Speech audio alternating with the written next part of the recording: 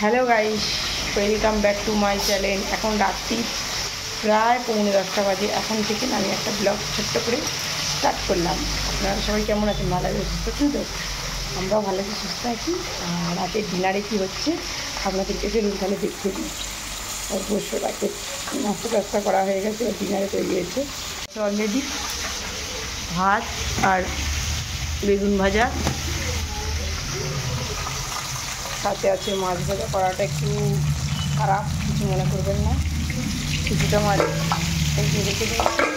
এই হচ্ছে আলু পটলের তরকারি রান্না হচ্ছে। অনেক দিন পর আমি একটা ব্লগ দিচ্ছি, আর এই 2 দিন হলো দেশ থেকে এসে গেছিলাম, আর এই 2 দিন হলো একটু ব্লগ দিই, এরকম ভিউজ হয় দেখি।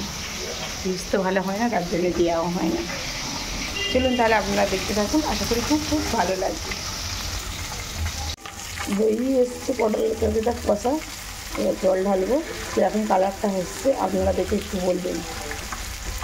মাছ ভাজা তেলও হয়ে এসছে বলে আলুর একটুখানি চপ মতন, চপ না বড়া করবো আলু।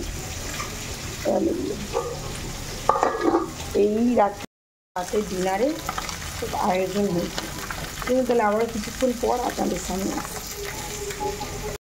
বন্ধুরা আবারও আপনাদের সামনে চলে এলাম। এখন প্রায় 11:30 বাজে। রান্না কমপ্লিট হয়ে গেছে, শুধু ডিমটা ভাজলেই ছেলে মেয়েদের খেতে দেবো। সব কাজ সারা হয়ে গেছে। যা হচ্ছে ছেলে মেয়েদের এই যে আলুর বড়াটা, বাসন কুসন সব ধোয়া হয়ে গেছে। কালকের তারিখ মানু খালি গায়ে আছে, সরে যায়। কালকের তারিখ তিলটা করে রেখে দিয়েছি, বেটে রেখে দিয়েছি, ছাইরে রেখে দিয়েছি। আর বাসন কুসন কিছুটা ধুতে বাকি আছে। এই যে রান্না সব কমপ্লিট হয়েছে, একবার দেখিয়ে দিই। এই যে বেগুন ভাজা, ভাত, আর একবার ভালো করে দেখিয়ে দিচ্ছি।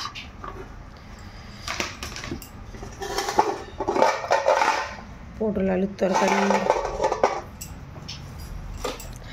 সাথে আছে তেল লঙ্কার সঙ্গে মাছ ভাজা।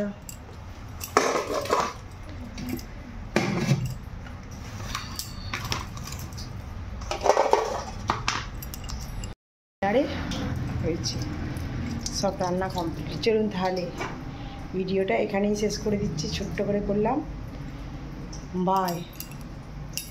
আর যদি পারি তো আগামীকাল ছোট্ট করে কিছু কিছু ক্লিপ দিতে থাকবো। এখনকার মতন বাই, শুভরাত্রি।